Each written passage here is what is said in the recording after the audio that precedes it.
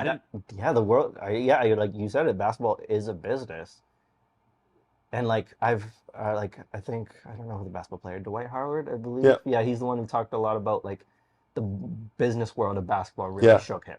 Oh, for sure. Did that? What was when was the point that you realized, okay, this is not just me playing on the court. This is me being a business, like an investment. Like they want a return on their investment. Well, in university, right? Like they're bringing you in, they're offering you X amount of money for a scholarship, Yeah. money off the court, like that kind of stuff, right?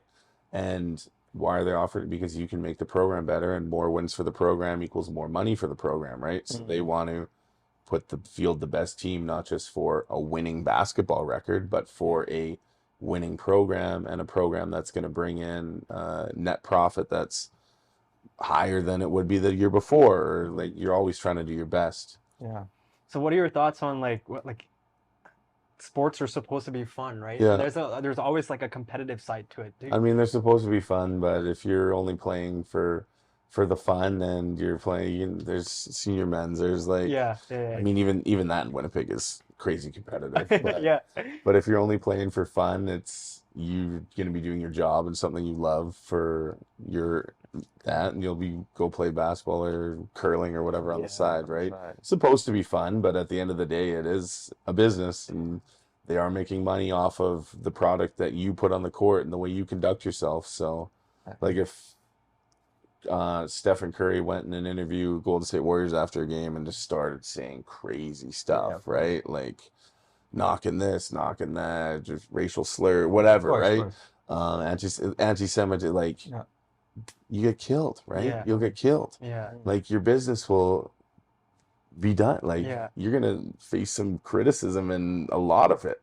Your stock's gonna go down. Like so, what you have on the court as the product, the players, you have to match that with what you want to be doing and where you want to be going. So how much does that influence like the overall aspect of basketball though? Like you could be like a killer basketball player, but if you can't be a businessman, quote unquote, at the end of the day, right? Like where does that leave you? There's a level to it, right? There's a level to it of what you bring to the table, right? And what you're doing there, and if what you're bringing to the table is just crazy high, teams and coaches and organizations will look away a little bit on maybe some of the other, maybe you smoke weed a couple times and you got caught with that in a thing and you have to do fine, whatever NBA program. I think they allow you to smoke now, but I'm just saying that, for example, like maybe they'll put up with a bit more of that if what you're offering here, but for the most part at the pro level, everybody's pretty close, right? So you can't be doing that because they're just going to be like, next guy. Seems like it comes down to like leverage. Yeah. Like if you like, for example, if we took the Stephen Curry example, right? Like he could probably potentially get away with a lot with more. Something. Yeah, exactly. Compared to, some guy that's just coming in for the training and then doing 100%. But at the same point in time, it's like, this is Steph Curry. This is the image he's made for himself. This is the pedigree he holds himself to. Yeah. And that's is what we expect from you getting this from a top level guy. We need this from the bottom level guys, right? And that's why they've won as many championships as they won, just because of the culture. Have you seen it being like, now you're putting on a little show, kind of? Like, do you still try to stay like authentic? I mean, for me, I think of course, pretty even keel, just keep it flowing nice. Even what you see is what you get, sort of thing. Even the guys that we see in the NBA, like the people we look up to, are they as authentic as they seem? Is there? I think some of them put on a persona for interviews and this and that. Most guys, and it's like even like KD, whatever, he had that Twitter whole thing a few years ago. It's just like everyone's people. They're all just people, right? Yeah. They're all the same as you, me, their own individual problems, everything.